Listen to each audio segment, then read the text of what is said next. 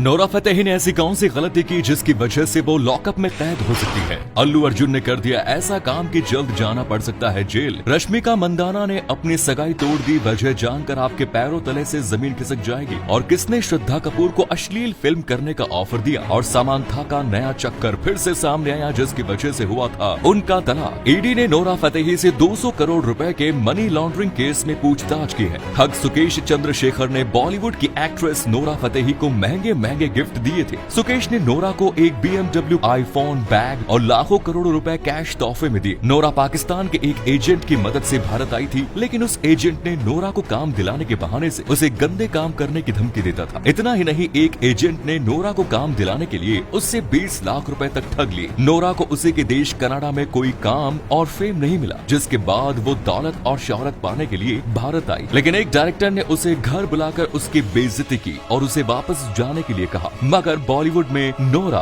हाय गर्मी गाने से फेमस हो गई, जिसके बाद अब वो एक आइटम गाने के 2 करोड़ रुपए तक लेती है। नोरा का नाम पहले गुरु रंधावा के साथ जुड़ा और फिर उसके बाद टेरेंस लुइस के साथ उनके चक्कर की बातें उड़ी, जिसके चलते वो विवादों में घिरी रही। कुछ इसी तरह फिल्म पुष्पा को लेकर एक विवाद से बचने के लिए फैंस की डिमांड पर अल्लू रश्मिका के बोल्ड सीन को हटाना पड़ा था। फिल्म में एक सीन में अल्लू रश्मिका की छाती छूते छूते दिखी, लेकिन फैंस द्वारा आपत्ति जताए जाने पर इसे डिलीट कर दिया गया। अब अल्लू पुष्पा पार्ट 2 में एक नहीं बल्कि 2 विलेन के साथ मुकाबला करते नजर आ जाएंगे। फहद फासिल तो पहले से ही फिल्म का हिस्सा है, वहीं अब फिल्म में एक नए विलेन की एंट्री हो रही है, जिसके लिए निर्देशक सुकुमार ने विजय सेतुपति से संपर्क किया है। अल्लू अर्जुन, फहद फासिल और रश्मिका मंदाना की लीड रोल वाली फिल्म पुष्पा 2 यानी पुष्पा द रूल अगस्त 2023 में बड़े पर्दे पर आने वाली है। लेकिन विवाद अल्लू अर्जुन का पीछा छोड़ने का नाम नहीं ले रहे। अब उनके खिलाफ एक FIR दर्ज की गई है। रेड्डी नाम के एक सोशल एक्टिविस्ट ने अल्लू अर्जुन पर एक शिक्षण संस्थान के लिए किए गए विज्ञापन में गलत जानकारियां देने का आरोप लगाया है। अल्लू अर्जुन ने 6 जून को इस विज्ञापन को प्रमोट किया।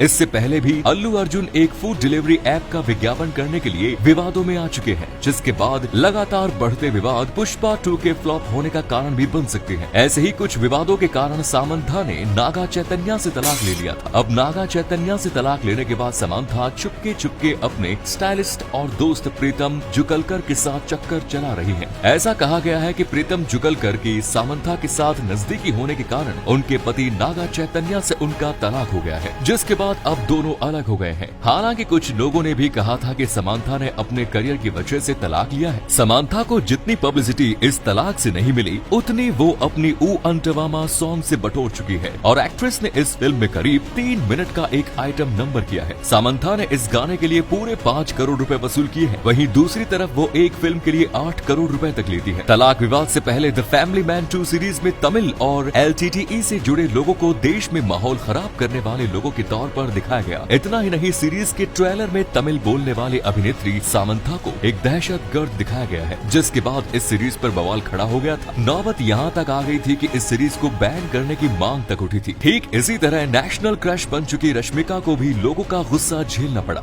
रश्मिका मंदाना को अपनी पहली फिल्म किरिक पार्टी के स्टार रक्षित शेट्टी से बेपनाह मोहब्बत हो गई थी। इस फिल्म की शूटिंग के दौरान दोनों एक दूसरे के प्यार में इस तरह दीवाने हुए कि दोनों ने हमेशा के लिए एक साथ रहने का मन बना लिया। साल 2017 में रश्मिका मंदाना ने रक्षित शेट्टी से सगाई की थी, लेकिन रिश्ते में आई दूरियों की वजह से अचानक इस जोड़े ने सगाई की 14 महीने बाद ही अपना रिश्ता तोड़ दिया। रश्मिका ने इस रिश्ते को कंपैटिबिलिटी में आ रही दिक्कतों की वजह से तोड़ा। इसके अलावा भी कई कारण इस सगाई के टूटने के बताए जाते हैं। ऐसा पहली बार नहीं हुआ जब रश्मिका किसी विवाद में फंसी हो। 2017 में एक रैपिड फायर गेम में एक इंटरव्यू में रश्मिका मंदाना से पूछा गया कि उनके हिसाब से कन्नड़ फिल्म इंडस्ट्री में मिस्टर शो ऑफ कौन है। इस सवाल पर एक्ट्रेस ने तपाक से बोल दिया, यश। बस फिर क्या था, रश्मिका के इस जवाब पर तो यश के फैंस बिखर पड़े। एक्टर के फैंस ने उन्हें बड़े पैमाने पर ट्रोल करना शुरू कर दिया, जिसके बाद रश्मिका को आगे आकर माफी मांगनी पड़ी। हालांकि रश्मिका आज सुपरस्टार है, लेकिन वहीं दूसरी ओर लगातार फ्लॉप होने के बाद श्रद्धा कपूर को अश्लील फिल्म करने के ऑफर आने शुरू हो गए थे। असफलता के चलते उनके हाथ से एक समय बड़े प्रोजेक्ट्स भी निकल चुके हैं। साथ ही उन्हें ऐसी फिल्में भी ऑफर की गई जिसे वो करना नहीं चाहती थी। 3 पत्ती के फ्लॉप होने के बाद श्रद्धा के हाथ से संजय लीला भंसाली की फिल्म माय फ्रेंड पिंटू निकल गई थी। यही नहीं, इसके बाद श्रद्धा को एक जाने माने फिल्म मेकर ने अश्लील फिल्म करने का ऑफर दे दिया, जिससे एक्ट्रेस पूरी तरह कंफ्यूज हो गई थी।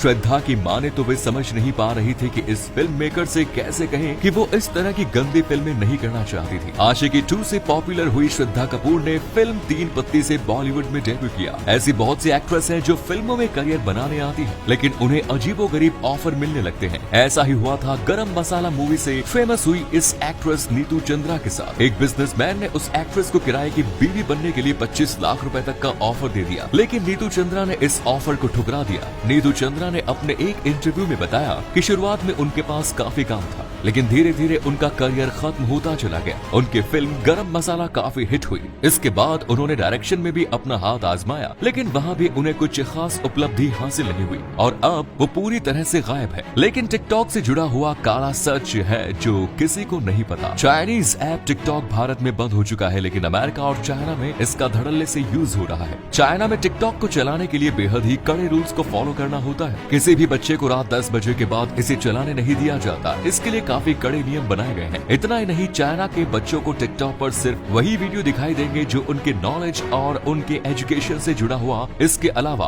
वो कोई और दूसरी वीडियोस नहीं देख सकते। ऐसा इसलिए क्योंकि चाइना की एजुकेशन सिस्टम का मानना है कि अगर टिकटॉक पर बच्चे वीडियो देख रहे हैं तो भी उन्हें कुछ नया और नॉलेजफुल सीखने को मिलना चाहिए। लेकिन ऐसा कोई रूल अमेरिका में नहीं है, बल्कि वहाँ पर टिकटॉक की एक नई जनरेशन ही पैदा हो गई है जो अपने हिसाब से वीडियो बनाती है और उसे अपलोड करती है।